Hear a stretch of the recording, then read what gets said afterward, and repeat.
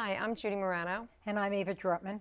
And today we're here from EA Test Prep, which we are the directors of, which is a local SAT, ACT, college essay writing company. But we're going to talk today about high school kids and how they can prepare for their next step in their journey on their education. Which would be college. Which would be college. And we're going to start talking about seniors, but seniors, it's not just about seniors. It's about juniors and it's about sophomores. So we're going to start with that today. Okay, so if you are a graduating senior and at this point in the year you're running a little bit late, but hopefully you have an SAT score and an ACT score, and hopefully you are working on your Common App application or the individual applications for colleges. So we just want to remind you that you should really make sure that your essays are consistent, whether it be the major essay, whether it be the supplements, or whether it be the activity list that you must complete. And one of the things we want to think about when we're writing our college essay, just as a tip, one of the things that we talk about is use it as an advertising campaign for yourself and sell what it is you want to tell about yourself. You know, what is it that makes you special? What qualities and traits do you have that colleges might be interested in seeing? Remember, you don't have to pretend to be something that you're not. Everybody has a trait that's valuable, or multiple traits, hopefully, that you're going to bring to the college. And it's not just what you've achieved in high school, but it's who you are as a person that the essay should convey. We also want to remind you that each college has its own early decision or ED date. And if you're applying early decision, that is binding, which means you can only apply to one college at a time. And if you're going to do EA, you can apply, which is early action. You can apply to multiple colleges. And if you're just going to do regular admission, that would be fine too. So Ava, I know parents have asked us this each individually, but what is the benefit of applying ED? So if you apply ED, one of the benefits that really helps a student get in is that they know that you have committed to that school. And since all institutions, unless they're state funded, are money-making institutions, they will be more likely to take you if you meet all of their other requirements, if you apply ED, than if you apply in the regular pool of students, because, again, they're selling beds in the sense that they have to fill the dorm rooms. And for those of you who have already gone to college, you might recognize the fact that sometimes you get into a room that's designed for 2 students, but there are 3 students living in that room. It's because more students accepted than they had thought. And the earlier you apply, the more likely you are to get in, especially schools in areas where they have rolling admission, which means that you apply, and the order they receive your application is the order they accept, defer, or reject you. Hopefully not. Right. And of course, if you do go to a school that has rolling admission and you apply now, you potentially could know before the end of 2017 that you've been accepted into a college. Right, and that's another benefit of ED and EA is that you receive your acceptances earlier in the year than you would receive it if you're in the regular pool of students, which could be as late as the spring. So if you want to feel less tense about being accepted to a college, you probably want to apply earlier. Great. So one of the other things that we get asked a lot from parents is, when do I start preparing? What is, do I wait when I'm a junior? Do I start when I'm a sophomore? So let's talk about, the timeline of, maybe we'll start with the juniors. Okay, well, if I was going to advise a parent or a student, I would advise them to go right back to their freshman year. Because in the freshman year is when you really begin to build your resume, because what they're looking for in the activities is consistency over the years. So if you start something in 9th grade and 10th grade, and you proceed to keep going in the 11th and 12th grade, that shows that you have a real interest in the subject matter. Remember, what you did in junior high school is not going to go on your transcript. Right, but then on the flip side, we also don't want to see a resume that has, in senior year, you joined every club known to man, or even in freshman year. We don't want you spread out so thin that you've joined everything. You want to pick a few things that you're passionate about and go with it, and I'd rather see that than see like a laundry list of activities. Right.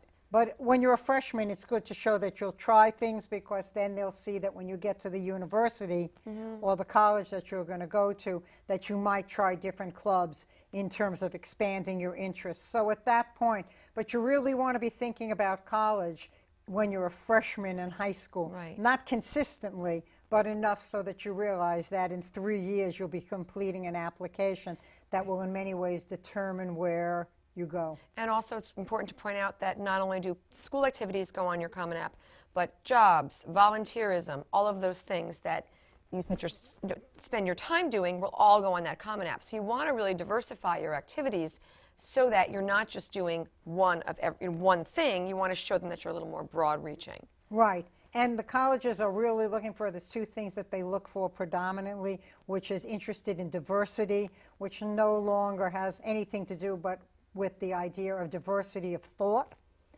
And they're also looking for people who are involved in community service and really care about the world around them, and not only locally but globally. That's the global community is what they're trying to build. Right. Exactly. So even as a freshman, I need to be thinking about this So let's start freshman and go up. I guess that's a better way to do it than starting in junior and go down. So Right, or we could start right in the middle, in between the sophomore and junior year. we can do that too. Let's talk about sophomore year. Sophomore year, one of the things we need to talk about is PSATs. Right. PSATs are a big thing sophomore year. Unfortunately, fortunately, whatever, it is not a direct indicator of how you will do on your SATs. Although many people think that, it's not necessarily true.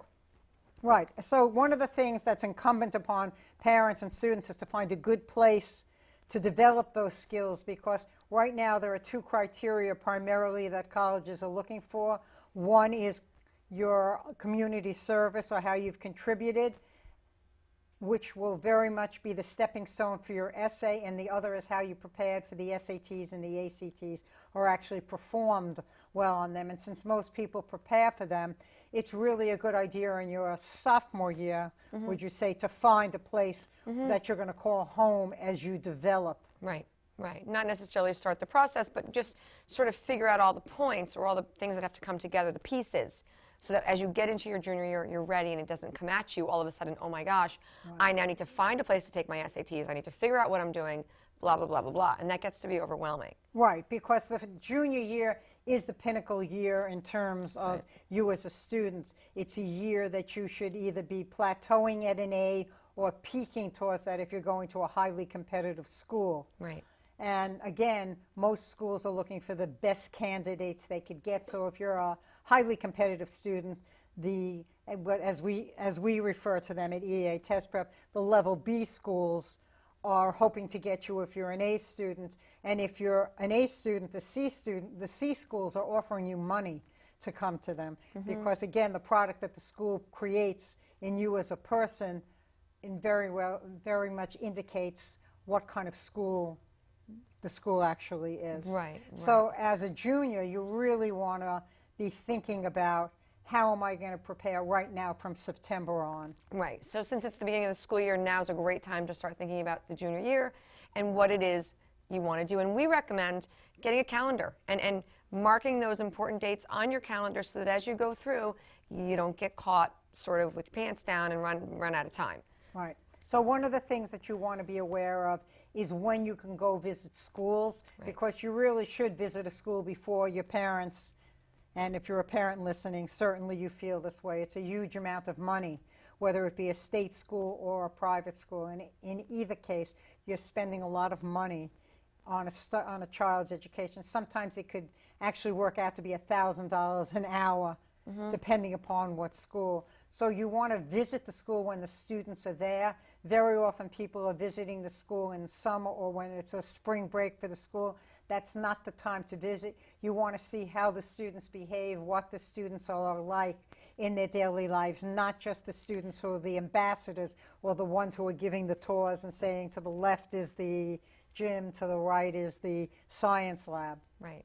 And you also want to look around and see if there's people like you on campus. I mean, you know, do you feel like I could fit in here? Because there's a fit and feel thing that has to happen as well. You know, the school could look perfect on paper, but it doesn't necessarily mean it's the perfect school for you. Right, and one of the things that we find is people know like that when they're on a campus and it's filled with students, whether this is a place that they belong or it isn't. So the great times to look at schools, school holidays that are not college holidays. Right. You know, long weekends.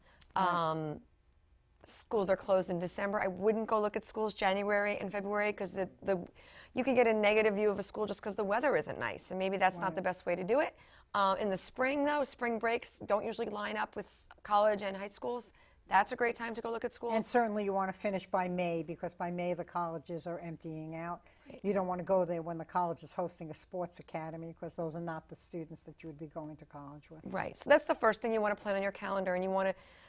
But before you even do the calendar, one of the things you can start doing today is researching schools online, taking virtual tours, reading mission statements, finding out what the schools are all about. Those are all really positive steps towards, what I want to do. You might want to go to a small, medium, and large school and just see which of these appeal to me. And urban and rural schools. And rural schools. But you need to figure that out first before you even jump into where do I want to go to college. Right. Another thing that you want to be very cognizant of is when the SATs are given. Right. EA Test Prep, we recommend that you finish taking it by March, the very latest. You don't want to be taking those SATs and ACTs in May and June, because in May and June you may be taking Regents, you may be taking AP exams. In addition, for many students, by the time it hits May, you're already thinking about that it's all over and you can't wait for the school year to end. Right. And one of the things that is important for parents to know is that the SAT has changed the way they're giving tests. So the placement of the tests is completely different than it's been years before. This year, the only tests that are left are December 2nd, and that prep is, for EA Test Prep, our prep is 6 weeks, but something to consider. You need to be knowing by the end of October that you're taking a December test if you plan on prepping for it. Then there's nothing being offered in the winter this year. No January and no February SATs. This is new. There's always been a January SAT. It's gone now. So they're offering a test March 10th. Again, by the end of January, you need to be thinking about an SAT March 10th. Then they're offering May 5th, March 28th. We need to know about that. And then they're offering one in June 2nd. Right. So there are only 4 tests now being offered in the spring. Traditionally, there were 6 tests being offered in the spring. So it's a huge difference for high school kids. Now, if you haven't started preparing, you've only got 4 tests left for this school year. Right. And then, of course, there's one this year that they started, which is in August. Right. But then again, you have the pressure of performing if you're starting your senior year to get the score that you want. And you've got to prep over the summer, and a lot of people that does not appeal to a lot of students. Right. ACTs, it's like the lost test. Nobody thinks about ACTs. But really, schools take both. You can do either. You don't have to do both. If you're strong in science, ACT is a wonderful test for you to take, because there is a section totally devoted to science, which does not exist on the SAT. Right. And ACT is a little bit easier to prep for, shorter time. But their tests are being offered December 9th, February 10th, everywhere but New York. New York does not give a February ACT because of weather. April 14th and June 9th. Those are all ACT dates. So as a junior, you really want to be thinking about it, because before you know it, your options will be slim. We also want to remind parents that there is an additional latent fee if you don't register by the time that it is required by the College Board or ACT. Right. And, and I've spoken with teachers, you've spoken with teachers. These tests, as they've morphed into their new forms, really do need some sort of prep. You're really putting yourself at a huge disadvantage if you don't prep somewhat. Right, absolutely, especially for the ACT, because the ACT requires you to have huge speed in terms of answering questions, because, for instance, there are 75 questions in 35 minutes for one of the sections, which requires a very quick response time. Right. So that's you want to look for. If you're looking for a place to do SAT prep, you want to, of course, we do SAT prep in the area. But if you want to look for a company, you want to look for a company that is teaching you the skills that you need to take the test, not just practicing questions. That's not going to help you. Right. In addition, a good thing for a junior to do is to go to Common App and open up a application for yourself, even though you won't be applying this year, and see what kind of supplemental essay. So the way that the Common App works is that you have this general essay of which you have a choice of 5 questions that you might answer. the sixth one at EA Test Prep, we recommend you not answering because it's the essay of your choice, which means that you really didn't put out a lot of effort and probably handed something that you did in an English class, which doesn't say a lot about your character. In addition, almost every school requires a supplemental essay, especially the more competitive schools. The more competitive schools can require up to 7 supplemental essays. Right, so it's a lot of work. Yeah, so if you look at them while you're in your junior year, what we have found is very rarely do they change them from year to year, and that gives you more time to think about them. Certainly by the summer between your junior and senior year, by the time you return as a senior, you should probably have completed the majority of your Common App. Otherwise, it's going to interfere with your performance during your senior year. Right, right. And it's not something you have to wait for. You don't necessarily have to wait for the summer to start your essay. You can start it early in the year and get it over with and put it behind you so that senior year can actually enjoy senior year. And that's something that everybody wants to do, is enjoy their senior year. Right. And for many of you, you think that, you know, you can sort of coast through your senior year. Another thing, if you're an athlete or an athlete scholar and you're looking to go to school as an athlete, the junior year is very important to have completed everything. And the reason why is because the coaches need to sell you to the school, and they will have certain SAT scores that are required to play, because to be an athlete at a school, you must maintain a C average or better. Otherwise, they cannot play you. Right. So, you know, when you're meeting with your guidance counselors, there's a program for the parents and students who don't know it called Naviance that tells you what students from your school with your SAT score or ACT score and your GPA got into which specific schools, and that's important to know. It is, but that leads me to one of the things that I wanted to talk about was the idea that what is important for the college? You know, what are they looking at now? And I think we get that question a lot from people. You know, what are colleges really looking at, and how do they decide which student they take and which student they don't take? Right. Now, so obviously, when you're applying to a college, most of the students will have similar GPA and similar SAT scores. And that used to be a very number-driven game. But now what we're finding is that schools are moving away from that a little bit, and they're putting way more weight on that essay. That essay is going to be who you are, how did you get there, what kind of person are you, and that carries way more weight. Right. And some schools have gone so far as that they no longer look at SAT and ACT scores. Right. So there's an organization called fairtest.org, fair as in F-A-I-R, and test, one word, .org, and they list all the schools that do not want to look at SATs and ACTs anymore.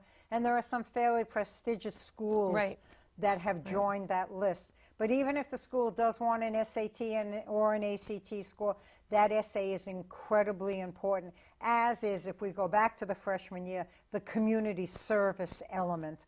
They will be looking to see how you contributed to your high school, how you contributed to the community that surrounds your high school, and possibly how you contributed to the world. Right. So as a junior, let's talk about junior year, because I think junior year is the most stressful time.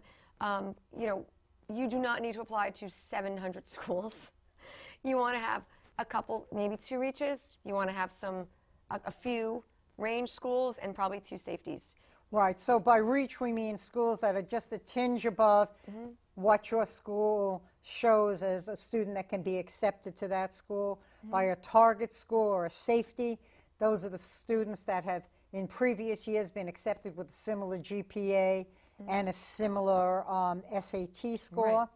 Right. And the safety schools are the schools that you're above what that school is requiring. And of course, we at EA Test Prep always encourage students to apply for that one super reach, because there is that one school that you've always wanted to attend, and you definitely want to try it, because there's no harm in trying. Right, exactly. And if you don't try, there's no possibility that That's you're going right. to And get you into might this fit school. into their little paradigm of what they want, and you could get in. Right. So it's incredibly important during this junior year that you really plan out what is going to happen to you in what. Now, of course, plans are designed to be changed, but if you have no plan, the likelihood of you achieving everything that you should in your junior year becomes less and less possible. And then what happens is that senior year becomes a nightmare for students. or the summer before your senior year when the family was going to go on a vacation, you need to stay home or devote a portion of your vacation to actually accomplishing right, those working. goals. So, okay, so junior year, beginning of junior year, we're looking at websites, we're taking virtual tours, we're using Naviance to narrow down schools. That should be happening right now. We should also be looking for a place to take our SAT or ACT prep. Absolutely. Those are all things that in the fall of our junior year, we're actively pursuing these things. Right. So we're not waiting until it's too late. Right, and you certainly don't want to ruin your winter break. Right. And for those of you who are seniors, it's the mid-January, that's the last day to get in those applications if you're part of the regular pool. Right. And that often ruins the winter break Yes. Yes. for you and your family. Exactly. We don't want to be running to the post office on January 15th. Right. Okay, so we get to the spring of our junior year. We're taking our tests. For parents who don't know, the SAT super scores. What you want? No, you could explain. Go So ahead. what happens is they take the highest score of math and the highest score of English, they put them together, and they create a very special news score. So you want to take the SAT twice. So when I'm giving dates of December, March, May, and June, that's only 4 tests. You've got to take it twice. So you need to have that mapped out. Right. And it's very useful if you find a test prep company that permits you to get a review along the way when you want to take that test again. Sometimes people just take it once, but that's very rare. Yeah, and you want to take advantage. Even just by taking a test twice, chances are you're going to do better the second time because your comfort level is going to be there. Right. And that's a positive thing. Right, and to go back to the PSATs, some people don't want to take a PSAT because they're not going to be national merit scholars, and that's how they determine who's going to get that scholarship. But it's very good to take that test because it allows you to see what it feels like in a real test setting. Right, right. So- Okay, so come springtime, we're taking our tests. We're traveling to schools. We're visiting schools. We're trying to get information. We're going to information sessions. Remember that your students, your friends, know less or equal to what you do, so please don't take their word for it, what's good and what's bad. Right. Experience it yourself. Right, and when you do go in to take that test, you want to stay away from your friends because you know during a regular school year, you're in a math class, and somebody says, well, did you study this? And you didn't study, you immediately panic. Right. But the truth is that person doesn't even know whether that's going to be on the test or not. Right. So you really want to have like your game face on when you're going in to take these and only concentrate on them, especially because they can be the deciding factor. Right. So, okay, so we've taken our test. So by May, you're done. Again, remember, May and June, prom, APs, things, that's just not a great time to test. And Right. we really encourage you not to do that. If you have older siblings, you're going to be going to their graduations. So those are things that we don't want you to do. Then, even spring of junior year, you should be looking at your colleges and thinking about Common App essay. Right. Now it's got to be a package. You're going to sell yourself, and we want to have all the pieces put together. So, again, we work on college essays, idiot test prep. We do that, and we teach you how to sell yourself. Be As a aware product. as a product, as a thing, as opposed to a person, and think about. Everybody has a specialty, and just because your English teacher is great at teaching English, but that may not be the best person to write your college essay with. So really think about who you want to sell you. Right. You really everybody should have a coach. And at the highly competitive schools, they will say to you, if you go for a tour, do not send us an essay Right. that has not been read by at least 2 or 3 people. Right. To make sure that it's really conveying what you Want, yeah. what you really want to say about yourself. Would you like to just share our ramen story? Because I think that's really just tells people what Right. So we're talking about here. So my own son, who eventually did go to Brown University, he wrote 2 essays that he sent to. One he sent to a bunch of schools, and the other he sent to a different bunch of schools. And the one that he sent that got him rejected from every school was, what was the greatest risk you ever took and why? And he wrote very cleverly and beautifully written, and I advised him not to send it, but the schools that he did send it to, he got rejected from 200 points below his SAT score. So that shows you how much emphasis that essay plays in this game. And it's getting more and more competitive, and as Right. scary as that is, it's making it harder and harder for kids to get into the schools that they want. Schools that used to be safeties aren't safeties, so that SAT and that essay are huge, and the planning is huge if you want to have a successful transition. Right, so the essay was really about the day he didn't follow the directions on the ramen soup package, and it was hysterical. It said that he put in vegetables that weren't on the package, he boiled the water first instead of putting in the noodles, and whatever it said, he disregarded as an experiment, and he felt it was very valuable to him. Right. But it turned out that the schools perceived him as a troublemaker, that he sent it to a kid who couldn't follow directions. And the truth was that he was the exact opposite student. Graduated in top of his class. He was a class leader. Right. But the essay was all that they had about him, even though he had near perfect SAT scores and he was top of his class. And those schools had SAT scores way below, 200 Right. points below his. And when I So called, we need to look at that, yeah. and again, parents, you want to read these essays and say, what are we selling? What is our student? And you want to start to build that. You're branding your child, for lack of a better word, you're branding your child to get them into college. And it's a whole process. It's not just one piece. And we do want to advise parents, don't try to do it on your own. Right. It's very hard for you to separate out from your child and see what their values are to a school in terms of diversity and being a community servant. Right. So what we advise, plan ahead, think about it as a freshman, mark your calendar as a junior, do all of those things so that the process goes smoothly. We want everyone to get into their dream school. That's the goal here. But you might not want to do it alone. We, of course, at EA Test Prep would be happy to help you. Right. But And even if you have a question, you can reach out to us. Even ideally, you will sign up for our program, which has worked very well. Almost every student has come to us. We've raised them more than 200 points. Right. But even if you just have a question, there are just people call out us. here. You can certainly call us at 845-582-0017 and say, hey, I'm not sure what I want to use, but I have a question. And that's really what we want to do here. We want to make this more accessible to people in this area and not such an other person sort of thing. We want you to feel like this is for you as well. Right, and it's a very daunting.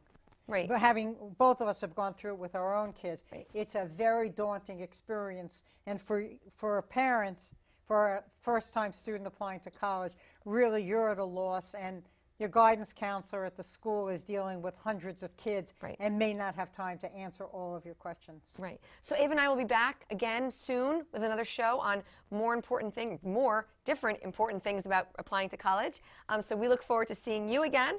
And in the meantime, good luck with the process and reach out if you need to. And our website is eatestprep.com if you have any information or you want to look up information about us. Thank you for joining us today. Thank you. It's really been a pleasure.